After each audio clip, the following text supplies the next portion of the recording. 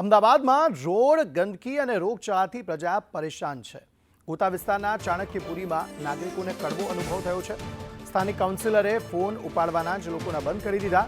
રજૂઆત કરવા જતાં નાગરિકોના ફોન ઉપાડવાના બંધ કરાયા. રહીશોએ સંદેશ ન્યૂઝ સમક્ષ પોતાની વ્યથા ઠાલવી. વારંવાર એએમસીમાં રજૂઆત કરવામાં આવી છે, છતાં પરિણામ શૂન્ય હોવાનું લોકોનું કહેવું છે.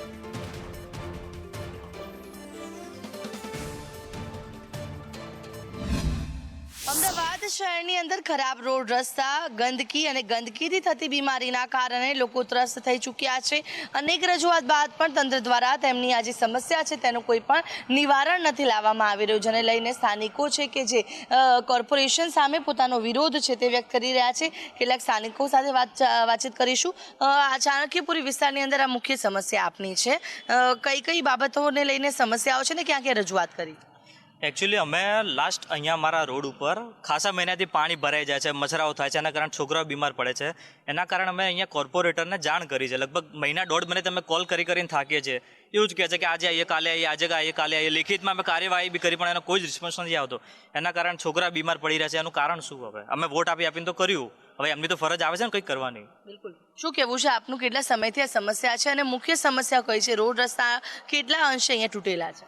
આ છેલ્લે બહુ ટાઈમથી સમજો કે અમારા આ રોડ છે એ રોડ ઉપર એટલા ખાડા છે કે તમે જો વરસાદ હોય અને કદાચ તમે જાઓ તો 100% પડી જાઓ છો. અને બીજું કે અહીંયા આ કચરાનો ઢગલો છે, અહીંયા કચરો નાખે આખા ગામવાળા, અને એની જગ્યાએ કે અમે કોઈ ડબ્બો બીજો કશું મૂકેલો નહીં, ઝેર જનતા આમનો આમ કચરો નાખે છે, એનાથી લોકો બહુ બીમાર પડે છે. એ આ રોડ અડધો તો સારો બન્યો ને આગળનો ભાગ છે ને ખાડો બનાવ્યો એટલે પાણી કેટલામાં ભરાઈ જાય છે. એટલે મારે દુકાન છે, દુકાનમાં ગ્રાહક આવે તો કેવી રીતે આવે છે? અહીંયા ફૂલ પાણી ભરાય છે. થોડુંક વરસાદ પડે ને પાણી ભરાઈ જાય છે અહીંયા, એટલે ગંદકી પણ બહુ થાય છે. બહુ જ મુશ્કેલી છે. અમે કઈને એમને કોલ કરીને થાકી ગયા, પણ એ લોકો કહે છે હમણાં નાખી દઈશું, કાલે કરીશું. હજી લગીને એમનું કશું કરતા નથી ને અમે કંટાળી ગયા. હવે એનો શું ઉપાય લેવાનો? વોટ લેવો હોય ત્યારે બધા પાછળ ફરે ને હવે વોટ લઈ લીધો ને ચૂંટાઈ ગયા એટલે હવે એનું કોઈ કાર્યવાહી નથી, એટલે એનો આગળ શું કરવાનું અમારે? બિલકુલ. તો જે રીતે સ્થાનિકો છે કે જે પોતાનો રોષ છે વ્યક્ત કરી રહ્યા છે, કારણ કે અનેક વખત રજૂઆત કરવામાં આવી છે કોર્પોરેશનને, અધિકારીઓને અને કોર્પોરેટરોને. રજૂઆત કર્યા બાદ પણ પરિસ્થિતિ જોખીતીઓ જોવા મળી રહી છે. કોઈ પણ સમસ્યાનું નિવારણ નથી આવી રહ્યું, જેને લઈને સ્થાનિકોમાં હાલ રોષની લાગણી જોવા મળી રહી છે.